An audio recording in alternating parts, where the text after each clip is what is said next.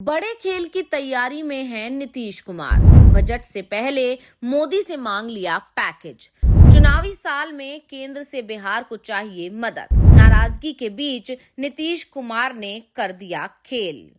बिहार में इस साल विधानसभा चुनाव होना है और कुछ ही दिनों बाद केंद्रीय बजट भी पेश होना है और ये तय माना जा रहा है कि चुनाव साल होने के चलते इस बार के केंद्रीय बजट में बिहार के लिए योजनाओं की भरमार होने वाली है। लेकिन नीतीश कुमार को एक डर भी लग रहा है कि कहीं योजनाओं की घोषणा कर बीजेपी बाजी ना मार ले जाए। इसलिए उनकी तरफ से पहले ही मोदी सरकार को पत्र लिख दिया गया है, जिसमें कई डिमांड भी की गई हैं। डिमांड इतनी कि पत्र लिखते लिखते कई पेज भर गए। पूरी 32 पेजों का ये पत्र है। तो क्या डिमांड नीतीश कुमार ने की है बिहार के लिए चुनावी साल में? आज हम इसी को लेकर अपनी स्पेशल रिपोर्ट में करने जा रहे हैं चर्चा, तो वीडियो को आखिर तक जरूर देखें। 2025 के विधानसभा चुनाव से पहले बिहार सरकार को केंद्र से विशेष पैकेज मिलने की उम्मीद कर रही है, क्योंकि नीतीश कुमार को इस बात का एहसास हो चुका है कि केंद्र सरकार बिहार को विशेष राज्य का दर्जा नहीं देगी। इसलिए नीतीश कुमार भी अब इसे लेकर ज्यादा दबाव नहीं डाल रहे हैं। अब नीतीश कुमार विशेष पैकेज की मांग कर रहे हैं। उन्होंने जो पत्र लिखा है उसमें भी अलग अलग योजनाओं की बात की है।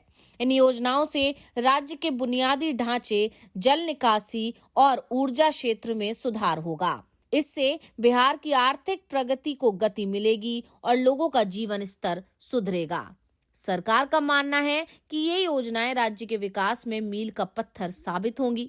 इनसे न सिर्फ रोजगार के अवसर बढ़ेंगे, बल्कि बिहार की अर्थव्यवस्था भी मजबूत होगी। इसलिए सबसे पहले हम उन मुद्दों की बात करेंगे जिसके लिए नीतीश कुमार की तरफ से पत्र लिखा गया है। खास बात यह है कि इसमें मुख्यमंत्री नीतीश कुमार ने राज्य के बुनियादी ढांचे और विकास परियोजनाओं के लिए आर्थिक मदद मांगी है। बाढ़ नियंत्रण और जल निकासी पर खास ध्यान दिया गया है। साथ ही हवाई अड्डों के विकास और सौर ऊर्जा परियोजनाओं पर भी जोर दिया गया है। केंद्र से आर्थिक सहायता मिलती है तो राज्य का विकास होगा और लोगों को रोजगार मिलेगा। इस पत्र को लेकर बिहार के डिप्टी सीएम सम्राट चौधरी ने कहा है कि पत्र में जिन योजनाओं का जिक्र किया गया है उसमें 26 जिलों में जल निकासी सुधारने के लिए नए पुल और पुलिया बनाने की जरूरत बताई गई है। नेपाल सरकार के साथ मिलकर ऊंचे बांध बनाने का प्रस्ताव भी है। इसमें गंडक, कोसी और कमला नदियों में आने वाली बाढ़ को रोका जा सकेगा। बाढ़ नियंत्रण के लिए बिहार सरकार ने केंद्र से 13,000 करोड़ रुपए मांगे हैं। ये 90% केंद्रीय सहायता वाली योजना के तहत होगा। इसके अलावा राज्य सरकार ने अतिरिक्त उधार की सीमा बढ़ाने की भी मांग की है।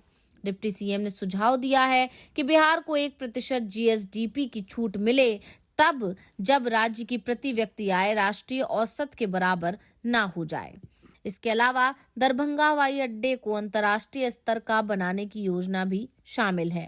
राजगीर और भागलपुर में नए हवाई अड्डे भी बनाए जाएंगे। इनसे पर्यटन को बढ़ावा मिलेगा और स्थानीय लोगों को रोजगार के अवसर मिलेंगे।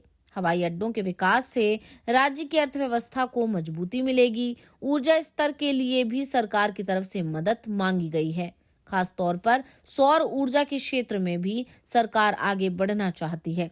50 से 100 मेगावाट क्षमता वाले सोलर पार्क बनाने का प्रस्ताव है। इसके लिए मौजूदा समय सीमा को 2028 तक बढ़ाने की बात कही गई है। दरभंगा और सुपौल में पानी पर तैरने वाले सोलर प्लांट लगाने की योजना पर भी काम चल रहा है। सौर ऊर्जा परियोजनाओं से बिहार में बिजली की आपूर्ति बेहतर होगी। साथ ही ये पर्यावरण के लिए भी अच्छा होगा। इन परियोजनाओं से रोजगार के नए अवसर भी पैदा होंगे। नीतीश कुमार के पत्र से एक बात तो साफ हो गई है कि बिहार एनडीए में अभी भी सब कुछ ठीक नहीं चल रहा है, क्योंकि अगर सब कुछ ठीक चल रहा होता तो पिछले बजट में जिस तरह से केंद्र ने बिहार के लिए कई योजनाएं दी थी, वैसा इस बार भी हो सकता था। लेकिन नीतीश कुमार को इस बात का एहसास है कि अगर केंद्र ने इस बार भी बिहार को योजनाओं की सौगात दी तो फिर इसका कैंडिडेट बीजेपी के खाते में चला जाएगा। जबकि इस बार केंद्र में मोदी सरकार नहीं बल्कि एनडीए की सरकार है।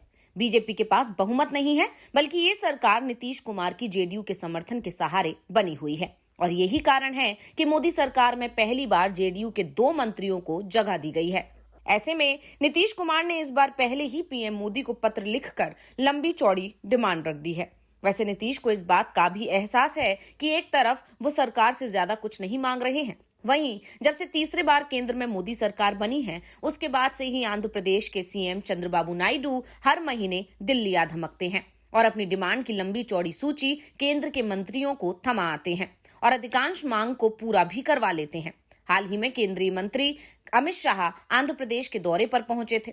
इस दौरान उन्होंने कहा कि आंध्र प्रदेश में 6 महीने में 3 लाख करोड़ रुपए की योजनाएं स्वीकृत हुई हैं और अधिकांश पर काम भी शुरू हो गया है। साफ है, बिहार सरकार भी चाहती है कि जिस तरह से आंध्र प्रदेश के लिए मोदी सरकार ने अपने बजट का मुंह खोल दिया है, उसी तरह से बिहार सरकार के लिए भी इसे खोल दिया जाए।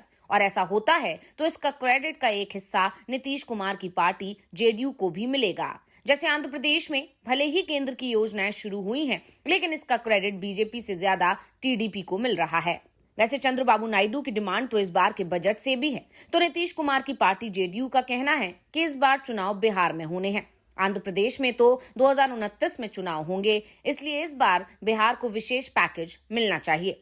बिहार को विशेष पैकेज क्यों चाहिए, ये सवाल भी बड़ा है।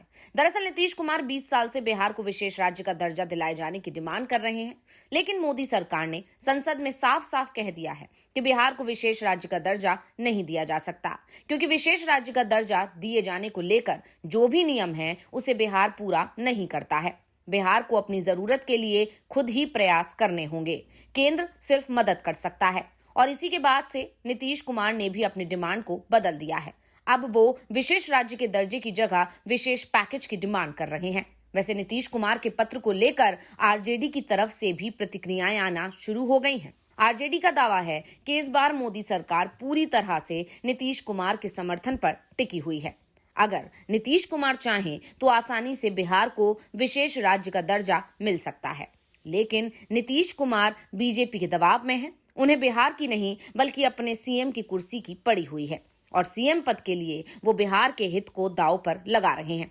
ऐसे में विधानसभा चुनाव में बिहार की जनता मोदी सरकार को सबक सिखा देगी और इसी को लेकर अब बीजेपी और जेडीयू और जीतन राम मांझी तीनों के बीच खींचतान देखने को मिल रही है। खासकर जीतन राम मांझी जिस तरह से तेवर दिखा रहे हैं वो भी बीजेपी की टेंशन बढ़ा रहा है और जिस तरह के हालात बने हुए हैं नीतीश और बीजेपी के बीच, उसको देखकर जीतन राम मांझी के तेवर तल्ख पर तल्ख होते जा रहे हैं। और खासकर जब से उन्हें महागठबंधन से ऑफर मिल गया है तब से तो उन्होंने सीधे सीधे केंद्रीय मंत्री पद छोड़ने का भी ऐलान कर दिया है और धमकी दे दी है कि अगर उनकी बात नहीं मानी गई तो वो पद छोड़ने में देरी नहीं लगाएंगे। वहीं दूसरी तरफ नीतीश कुमार अब एक बार फिर दबाव बनाने लगे हैं और अपने समर्थन की कीमत वसूलने की बात कर रहे हैं। अब देखना होगा कि बीजेपी को जो ये सहयोगी आग दिखा रहे हैं, इस स्थिति को बीजेपी कैसे संभाल पाती है। तो रिपोर्ट आपको कैसी लगी, हमें कमेंट करके अपनी राय जरूर दीजिएगा। इसी के साथ वीडियो को लाइक करें, वीडियो को शेयर करें और चैनल को सब्सक्राइब करना ना भूलें।